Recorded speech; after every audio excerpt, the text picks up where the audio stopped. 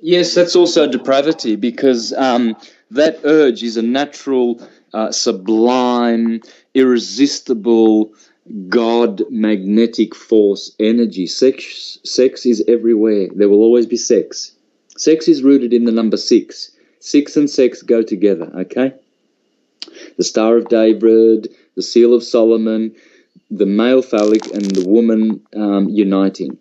Now, God blesses sex, not all forms of sex. Let me ask you this: the highest God. I'm going to kind of drill into this because this is a deeply rooted belief, and I want to make sure that we address it and we upheave it if necessary with enough force. Because I have a good friend of mine, a very good friend of mine, and I know many believers who understand that celibacy is a gift from God. They refer to St. Paul, for example, that in the 7th chapter of Romans and other places in the book of Corinthians, 1st and 2nd, where he talks about, that he would rather that we be as he is, celibate. So you're saying that celibacy is not a gift from God. It's not a pure gift. It is a degeneration. No. Self-inflicted celibacy, which is of the kind where if the individual's soul has not yet exhausted the experience of physical sexual contact with their partners, then that would be very harmful for that individual, because they constantly carry the urge with them, and they are flagellating themselves and abstaining aesthetically, when abstinence is not. It's not about abstinence. That kind of celibacy that is spoken about in the scriptures is the same kind that Thomas H. Burgoyne speaks about in his book, The Light of Egypt, The Science of the Soul, Volume 1. I recommend everyone get that book and read it, about sex. There's a magical chapter about soulmates and sex, okay? And he explains also that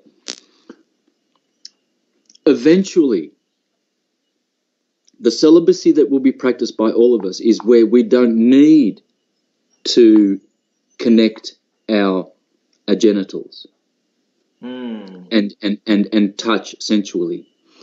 We will, through our Taurus fields, we will have a different kind of sexual activity, and it will be like dreamtime orgasm on steroids. Bliss. It's bliss.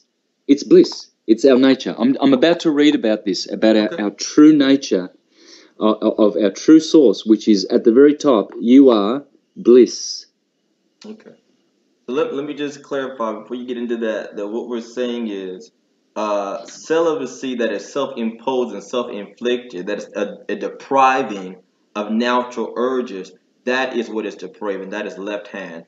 But if there is no urge, if there's an absence of urge, then that is the appropriate expression of celibacy, not when it's been self-induced. Okay.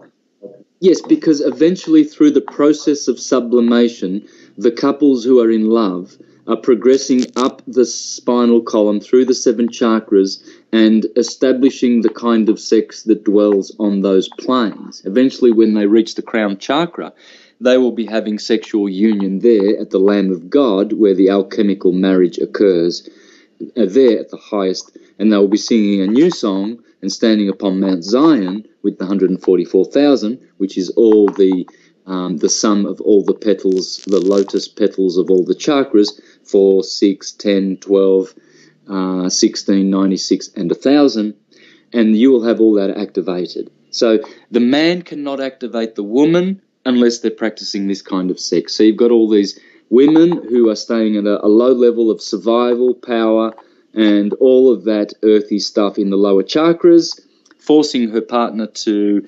ejaculate. And there will always be unwanted pregnancies, condoms, and all of this culture of You know, protection. Why do you have to protect when you're having sex? You know, why if you're clean? If you've haven't ejaculated all the time and keep your body clean, your partner knows that your body's fluids are clean. You see, and so and this knowledge will purify the union, and the white light, as we just read, it will increase. And rather than having parasitic, lustful entities attaching to your aura, you'll be protected by seraphim, you know, and cherubim and Ophanim and all kinds of lords of the universe. You'll be having the kind of sex that Krishna and Radha are having, you know. They also are in sexual union. And this is eternal.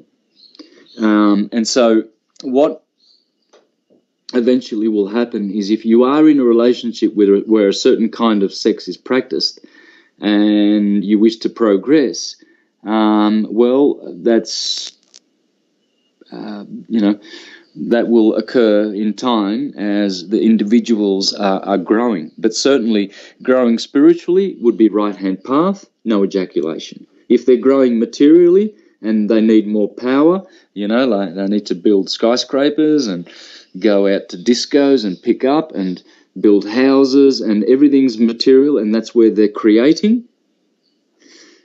You see, some people are spiritual creators. I've always been a spiritual creator. I've been a musician all my life, an astrologer. You know, I was also a Jehovah's Witness knocking on people's door. So I was creating in the spiritual realm. You know, I was composing songs. That's not material. So, you know, this type of creativity is spiritual, okay? It's right hemisphere. Nothing wrong with building houses. I love to practically build things too. But I create on all planes, and same should be with the children of God. We progress from the material to the spiritual, because the spiritual is higher and better and purer. And so wherever you are, don't get stuck there. You know, move on. There's always better kind of sex. You've got to try and find it. And it's hidden from you. And Krishna's the one who's having it with Radharani. And it's a secret only in that you're being distracted by ejaculatory left-hand path, false prophets, like Pinocchio was distracted, like the prodigal son was distracted, and you're not getting to the best juice because you're stuck at the bottom feeding.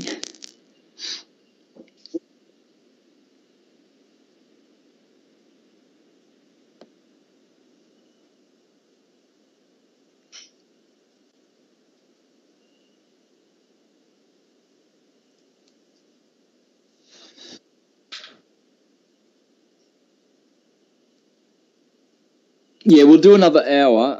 I can just put this content up. If you're watching my screen, I'll just put it up for you to read later, okay? Can you see my screen? Okay, so just go to Wikipedia, folks, Vamachara, okay? There it is. It'll tell you. Please read all of this. Please read this carefully and listen. And here is the converse term that is used, and that is Dakshinachara. Okay, so a Vaishnava is a Dakshinachara. He's not a Vamachara. Okay, the Shivites, those are Vamacharas. Anything goes. Okay, so that's the left-hand path. Okay, learn about this. Click here too. Click Manchamarka. This will blow your mind. This stuff here, how the left is different to the right. And everything that is left is totally the opposite of the right. And so this is what is confusing people. Everywhere there is corruption, the left. Okay? Now, please click here too and learn about Mahabhuta and the difference here between Panchatattva here, Panchatattva and Panchamarka. Okay, the 5 M's. Here you will find and learn about the Agori. These people are cannibals. Okay, and you can go on YouTube and look at the Agori, and you watch them. You see they urinate on each other. They eat dead dogs that have putrefied. They put their hands in rubbish bins and just tip it all over their faces and eat it. This is debauchery. Okay, there's all different extent of left-hand path debauchery, but it's all debauchery, and it leads to down and west. Now, also go in here and look at the term Mayavadi, the impersonalists who teach an impersonal God or a no God. These are also atheists. These are also to be warned about. And this is a beautiful short article. I think I'll post all this information on Facebook for everybody following. Sorry?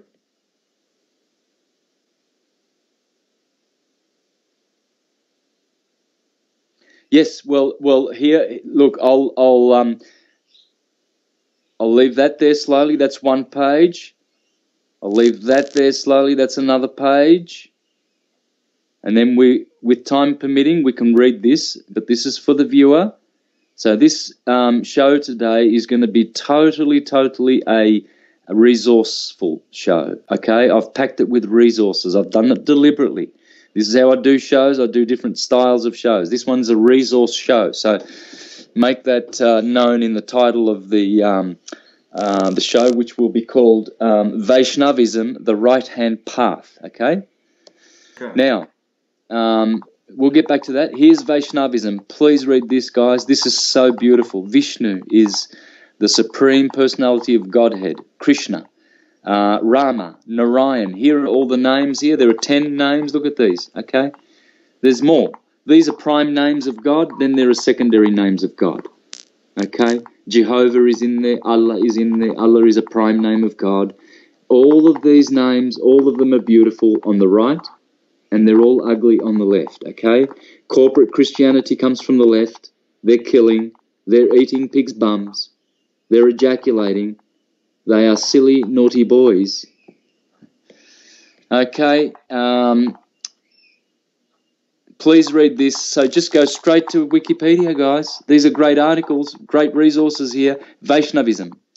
Then go to Sanatan Dharma. This is a good article here. Sanatan Dharma. There it is. Okay. And then go to... what was I looking at over here? Krishna Baal. There was a... Yeah. See here, can you see this, Cosmic? Yes, I see your webpage, yes. Can you see me? What am I clicking on? Sola Krishna, Bala Krishna. Beautiful. Baal Krishna, Ishwara Krishna, Yeshua Christ, Ishwara Krishna, Bala Krishna. Have a look at the Western version of Baal Krishna, folks. Have you ever seen this word? Christobal? Wow. Yeah, that's Christ and Baal. What does Christ have to do with Belial? I think that's in one of Paul's epistles. What is Christ got in common with Belial? Well, it's the same thing. They are the opposite of each other, or they are the same thing. It matters not. Christ, Baal Krishna, these are the names of God.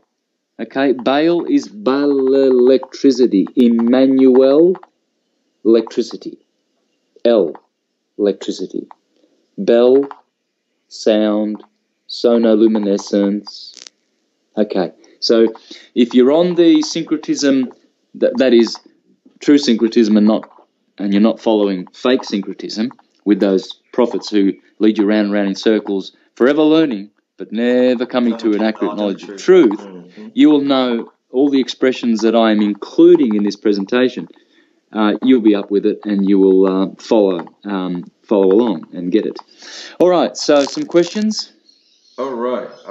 Let them roll in. Let them roll in with us. While we're doing that, let me just go ahead and say to the people who've been with us, thank you guys so much for your interaction. And I know they've been eating this stuff up alive, Santos, literally right from your mouth.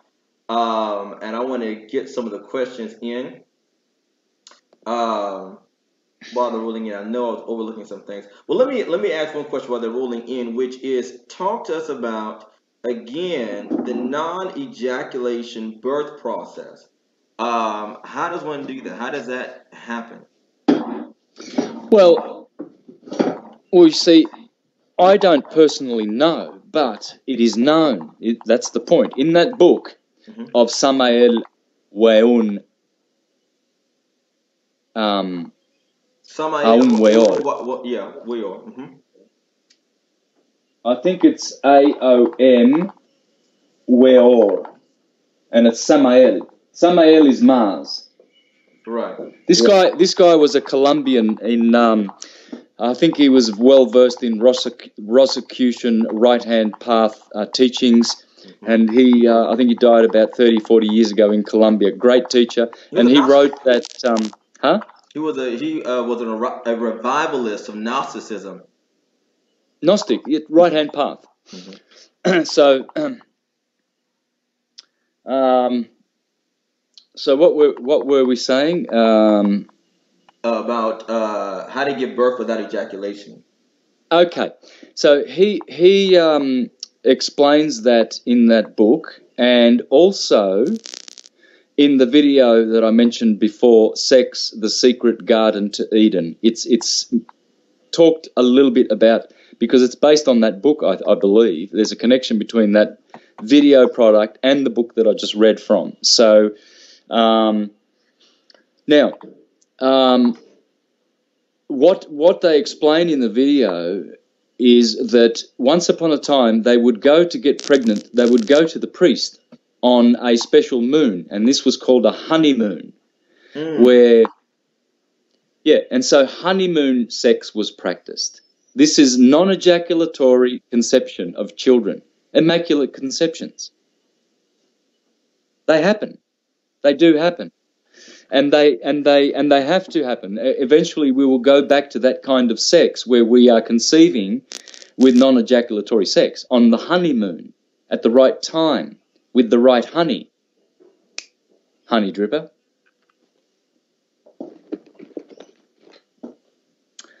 So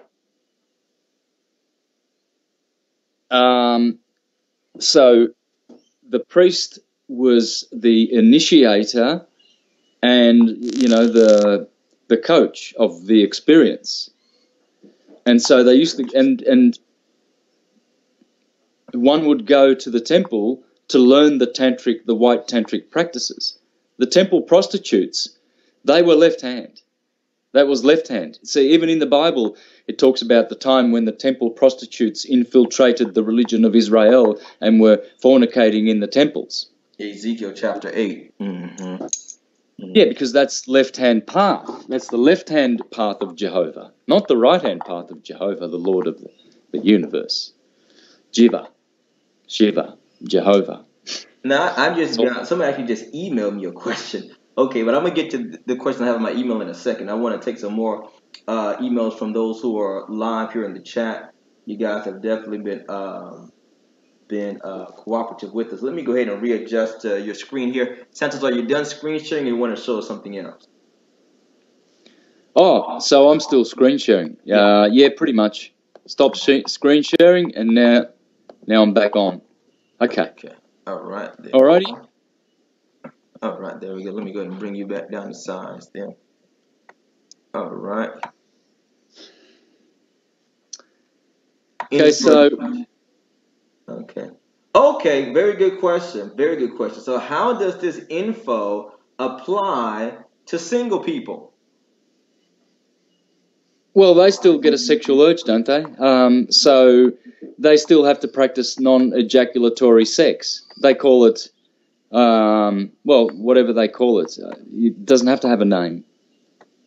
So, again, the point is they have to. You can learn about that anyway in the video. They talk about that. There is a way for singles, but the perfect matrimony is with a partner, with a loving partner. Okay. But that doesn't mean if you don't have a partner, you're not going to be prohibited from going back to heaven, Eden, the Garden of Eden, in the crown chakra sexual realm, you can still get there, but it is more difficult, okay, because the two are better than one, as the scriptures say. And besides, each soul is really only half a soul. We're not complete souls. Wow. We are still, our soul is still half. Jupiter, Jesus, is the principle in the universe which divides souls after they come through the portal of Saturn. Jupiter is there to, and Jupiter boasts that he is the divider of souls, so that forever they would, so that forever souls would walk about the earth looking for their soulmate. I have a question here. Says, can you ask Santos about when women should not have intercourse? Is there a certain time, whether astrologically or otherwise? Well, you shouldn't be practicing any kind of sex, overeating, anything immoderate during the 3 days when the moon is in your sun sign. Okay. So the moon goes around 29 days, and she's going through 12 signs. If you are Aquarian, when the moon is in Aquarius, which will be in about, well, hang on, let's say, well, it doesn't matter. Okay, if it's in Aquarius and you're Aquarian, that's when a Christ seed is being born in your solar plexus. So why would you risk consuming that Christ, that psychophysical germ which is born in the womb, the spiritual womb of both a man and a woman monthly, when the moon transits the native's birth sign? If you're having some ejaculations and intoxicating liquor and barbecues and hot dogs, that seed's gone. So there's no raising of it. You just get to find out about it in another life, or another time, or next month, when you should stop being so lazy as to indulge in sensual gratification and not want spiritual gratification. So those 3 days a woman should not be indulging in any kind of sexual work. I would say it's work. It's not.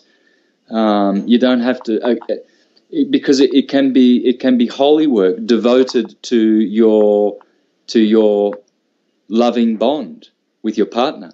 You can say, hey man, we put aside 1 hour every day, and we look into each other's eyes, and even if it's just looking into each other's eyes and holding each other and supporting each other and comforting each other, have sex that way.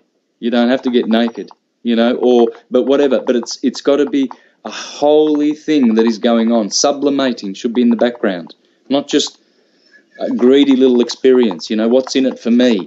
No, there's work to be done there. It's sexual work. It's sexual. It's good work. It's the good work of transmutation, because then we get married with our higher soul and get united. You can only unite. You can unite with your soul partner and soulmate anytime on this plane, if you're lucky. Most people don't. In the book that I mentioned before, and by the way, you can get this book through my website and through Amazon. That way you're supporting Syncretism and the Syncretism team. I now have all the books from my presentations, all of them, and my niece and her partner have done this for me. Now you can go there and you can click on this book through Amazon, and it will support Syncretism and the team, which is growing and which you are a part of as well, Cosmic. We've got now a nice little community of Syncretism and a hub where we can actually bring better syncretism to the world, like these shows. Now, in this book, there's a beautiful chapter about sex. Okay, let me read some, if I've got time. Sure.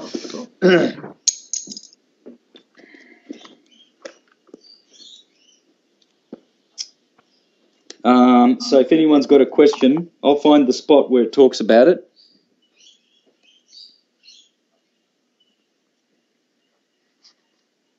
And so, okay, the mysteries of sex.